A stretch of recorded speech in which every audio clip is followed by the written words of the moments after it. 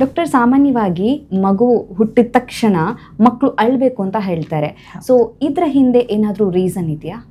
Okay, ಈಗ ಮಗು first ಗರ್ಭಕೋಶ ಒಳಗಡೆ ತಾಯಿ ಒಳಗಡೆ ಇರುತ್ತೆ. ಆ್ಯಂಡ್ ಆ ಟೈಮಲ್ಲಿ ರಕ್ತ ಮತ್ತು ಆಕ್ಸಿಜನ್ ಲೆವೆಲ್ ತಾಯಿಯಿಂದ ಬರುತ್ತೆ. ಸೊ ಶ್ವಾಸಕೋಶ ಆವಾಗ ವರ್ಕ್ ಆಗಲ್ಲ. ಹುಟ್ಟಿದ ತಕ್ಷಣ ಒಂದು ನೀರಿನ ವಾತಾವರಣದಿಂದ ಗಾಳಿ ವಾತಾವರಣ ಇರುತ್ತೆ. ಆವಾಗ ತಾನಾಗಿ ಆ ಶ್ವಾಸಕೋಶ ಓಪನ್ ಆಗಬೇಕು. ಸೊ ಆ ಟೈಮಲ್ಲಿ ಆ ಫಸ್ಟ್ ಬ್ರೆತ್ ಅಂತ ಹೇಳ್ತೀವಿ, ಮಗು ಒಂದು ದೊಡ್ಡ ಉಸಿರು ತಗೋಬೇಕು.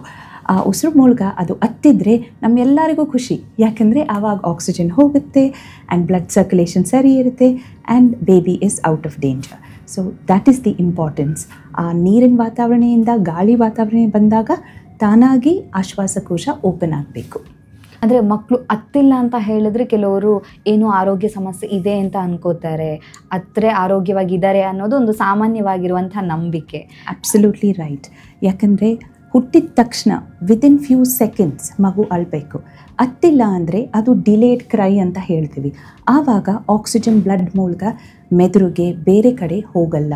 ಸೊ ಆ ಟೈಮಲ್ಲಿ ಅದಕ್ಕೆ ಪೀಡಿಯಾಟ್ರಿಷನ್ ಯಾವಾಗಲೂ ಇರಬೇಕು. ಡೆಲಿವರಿ ಟೈಮಲ್ಲಿ ಅವರು ಕೆಲವು ಸ್ಟಿಮ್ಯುಲೇಷನ್ ಅಂತ ಮಾಡ್ತಾರೆ. ಸೊ ಅದರಿಂದ ಗಾಳಿ ಹೋಗುತ್ತೆ. ಸಮ್ಟೈಮ್ಸ್ ನಾವು ಆಕ್ಸಿಜನ್ ಕೊಡಬೇಕು, ನಾವು ವೆಂಟಿಲೇಷನ್ ಆಗಬೇಕು, ಏನಾದರೂ ಇರಲಿ, ಹೆಂಗಾದರೂ ಆಕ್ಸಿಜನ್ ಮೆದುಳಿಗೆ ಹೋಗಬೇಕು. ಆವಾಗ the baby is out of danger.